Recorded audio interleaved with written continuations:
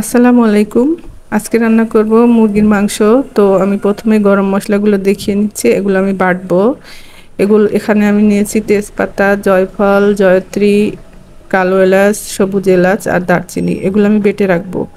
তো এ পর্যায়ে আমি হাঁড়িতে তেল দিয়ে তেলের মধ্যে পেঁয়াজটা দিয়ে দিলাম। পেঁয়াজটা দিয়ে লবণ দিতে হবে, দিলে পরে পেঁয়াজটা নরম হয়ে আসে তাড়াতাড়ি। তারপরে এর মধ্যে আমি দিলাম হলুদ গুঁড়া 2 চা চামচ, মরিচ গুঁড়া 2 চা চামচ, জিরা গুঁড়া এবং ধনিয়া গুঁড়া দিয়ে ভালোভাবে নাড়াচাড়া করতে হবে। নাড়াচাড়া করার পরে আমি এর ভিতরে দিয়ে দেব আদা রসুনের পেস্ট। তো আদা অল্প দিতে হবে আর রসুন বাটাটা বেশি দিতে হবে। মুরগির মাংসে রসুন বাটা বেশি দিলে খুব মজা হয় আসলে মুরগির মাংসটা। তো আমার আদা রসুন দেওয়া শেষ হয়ে গেল। এর পর্যায়ে আমি ভালোভাবে নাড়াচাড়া করে মশলাটা কষিয়ে নেব। মশলাটা কষিয়ে আসলে এর মধ্যে আমি সেই আস্ত গরম মশলাটা বেটে রেখেছিলাম সেটা দিয়ে দিলাম এবং কিছু কাঁচা মরিচও দিয়ে দেব।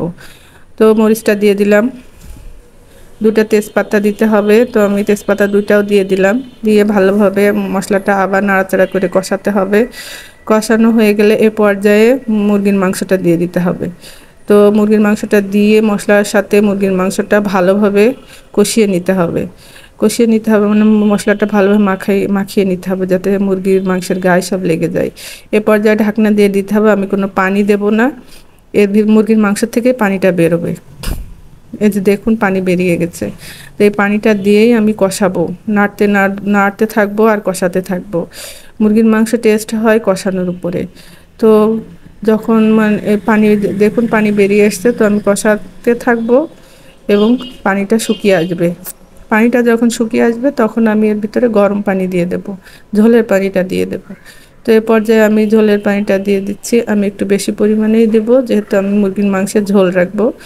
আপনারা যদি মাখা মাখা খেতে চান একটু পানি কম দিবেন। দিয়ে এ পর্যায়ে আমি রান্না করব, ঢেকে দিয়ে রান্না করব প্রায় 10 মিনিট মতো। মাঝে আমি একটু নেড়ে নেড়ে দেব। তো ঢাকনা উঠিয়ে আমি নেড়ে দিলাম, দেখব আমি কতটুকু ঝোল রাখবো।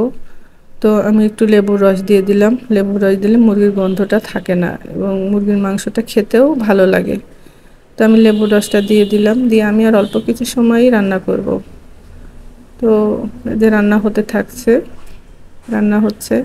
তো আমি একটু ঝোলটাও চেখে দেখলাম মানে লবণ মরিচ ঠিক আছে কিনা, ঝালটা কেমন হয়েছে। তো ঝালটা ভালোই হয়েছে। তো আমি এরকম ঝালই চাচ্ছিলাম। তো আমার রান্না শেষ, চুলাটা বন্ধ করে দিয়েছি।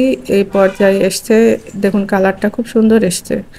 তো এভাবেই আমার ঝাল ঝাল মুরগির মাংসের ঝোল রান্না হয়ে গেল। আপনারাও করে দেখবেন, কেমন লাগে জানাবেন।